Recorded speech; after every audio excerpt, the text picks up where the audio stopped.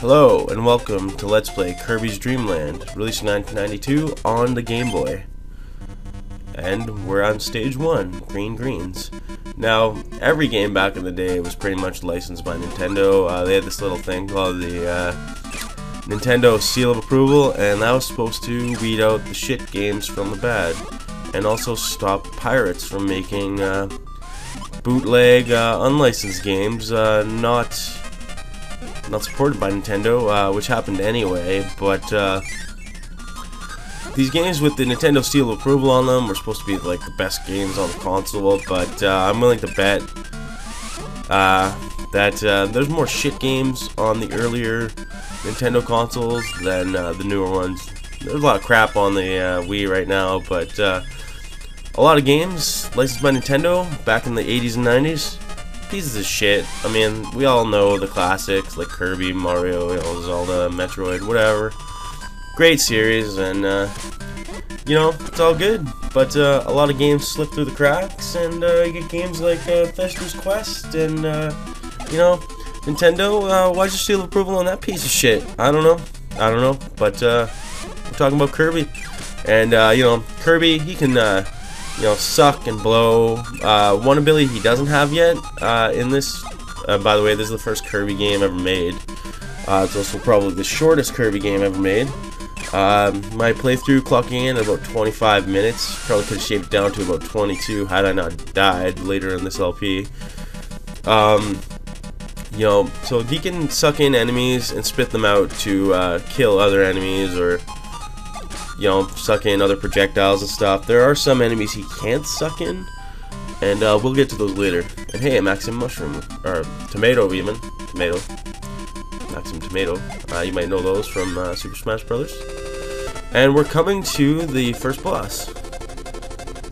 And he is a tree. And he's appeared in like every Kirby game as a boss. And, it's implied in the, well, it's not even implied. It's known that in the Kirby anime, right back at you, that him and Wispy Woods here are good friends. I don't know why they're fighting. And Kirby made him cry. Now he's going to do a triple Kirby dance. Let's beat the first level. Woohoo! This is a nice little short game, and it's good to introduce children or your girlfriend into gaming. You feel a sense of accomplishment. I mean, it's an easy game, I'm not gonna lie. I had a little bit of troubles in it. The last couple, there's a couple of tricky dicky spots in the later levels. There's only 5 levels, and this is level 2, so that's any indication of how long this Let's Play is gonna be. I guess so. But yeah, so Kirby can suck and blow enemies, and to kill other enemies, and he can suck up obstacles and stuff. He cannot copy enemy abilities in this game, and I don't even think a lot of the enemies even have cool abilities anyway that you want to use. This game's built around sucking and blowing, and it's an easy mechanic, and the boss is pretty easy. Most of the bosses you have to use their own projectiles against them, like so. It's good. This is an easy guy, actually. You fight to him later. A lot of the bosses in this game, like the mini bosses, when you fight the boss, it's usually like a harder version of the mini boss level, except for in the first level where you fight the thug-looking kind of guy. He kind of looks like a thief, or kind of like Link, and he throws bombs at you, kind of like Link. That's the only instance in this game where the mini boss is different from the stage boss. Oh wait, I'm wrong. I lied. Sorry. We'll get there when we get there, though, guys. You may have seen those guys, these guys here, these spiky guys, in Link's Awakening. Yeah. This place actually has multiple pathways, which don't really change much, as far as I can tell. I've taken different paths on different playthroughs, and the difficulty doesn't really spike or anything. Like, you can't get lost in the level is what I'm trying to say, and these guys almost killed me. I was sweating here, not really. If you die, if you lose all your lives in a stage, all you have to do is restart the level. And now I'm not sure if there's a finite amount of continues, because well, in this playthrough I didn't use one, and in my first playthrough ever of this game on my 3DS, I used a continue and it just let me restart the last level. So that's kind of annoying. There's no save feature in this game or anything, so that kind of sucked. That does kind of suck. Oh, I do die here. Oh no. Yeah, so I died to the second level boss, end boss. So, see, you know, I have 4 lives and I got 3. I started at the boss. When you die in a stage, normally, and you still have lives left, you just start over in the last room that you were attempting. So the game's good for that. Like I said, it's an easier game. It's a good gateway game for maybe your kids or like a girlfriend. Again, you feel good. You feel good. And you feel a sense of accomplishment when you beat a level or a boss. And the difficulty, like, doesn't really change all that much. It gets a little bit harder later, but the difficulty curve is decent. And you know, maybe after the person you introduce this game to, maybe after they challenge this game, they could probably do the first couple worlds in like Super Mario World or whatever. You know, it's a good training game. Definitely a good idea. I think Nintendo approached HAL Laboratories with this idea. You know, we gotta get more people buying our consoles. So let's make this cute pink character. You know, kids will like them, girls will like them. You know, and I don't know. I mean, I like them. I don't think you need to be a girl or a child to enjoy the fundamentals of Kirby. You know, it's just about jumping, moving, dodging obstacles, you know, defeating enemies, and it's easy. You know, it's a good game to play. You know, when I get stuck in Arkham City or whatever, you know, a harder game, the more mainstream, well, Kirby's mainstream.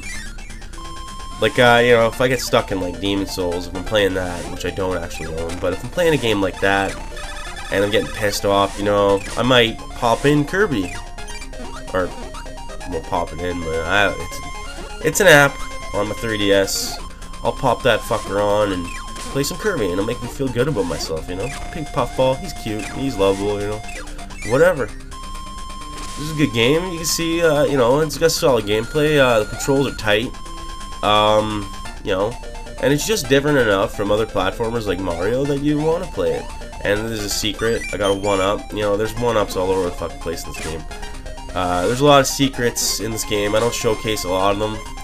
I'm not gonna lie. I didn't do much exploring. There are branching paths to some of the levels, which is pretty cool, I think. You know, never the same playthrough twice unless you're comfortable going whatever way. Kirby can jump, and he can also fly infinitely when he sucks in air when you press up on the D-pad.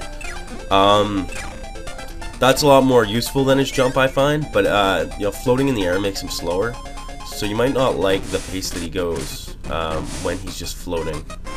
I got a power-up, and now I can infinitely spam fireballs, is what they look like to me. You kind of got to use your imagination. You know, it's black and white. Found another secret. Look, there's fucking 1-ups everywhere in this game, and it looks like a bottle of water or energy drink. So I got a 1-up, and I got a health refill, and the boss is coming up, pretty sure. And this is level 3, by the way, and it looks to me like we're on a pirate ship. So that's pretty cool. Kirby goes all over the fucking place, man. He doesn't care. He flies on stars, man. And we're going to a whale and get stuck in his blowhole, and it fucking pops us out. Now we're in the sky. Makes no fucking sense, but it doesn't have to. By the way, the story of this game is King Dedede, a giant, what I'm gonna assume is a penguin. By the way, this boss is cool. King Dedede stole all the food from Dreamland. Kirby's a hungry bastard, and you know, he's the 2% of the fucking United States that can, you know, that's rich. He wants his fucking food back. He's Scrooge McFucking Duck, you know. So you fight this boss. You have infinite air balls, I guess, and you fight a fucking airship. So there you go. That's a unique thing in this game. It kind of reminds me of Super Mario Land, where you have to fight the one boss in a fucking submarine. You have to fucking Mario get some fucking torpedoes. Reminds me of that. You know, I end the part here after I die in about in a couple seconds. So this is the second last level of the game, and we'll return with Let's Play Kirby in Dreamland. Post haste, and those enemies are annoying because you can't eat them, and they blow up and they kind of look like a Pichu. So fuck them. So we're gonna end it here, guys, and we'll see you next time on Let's Play Kirby in Dreamland.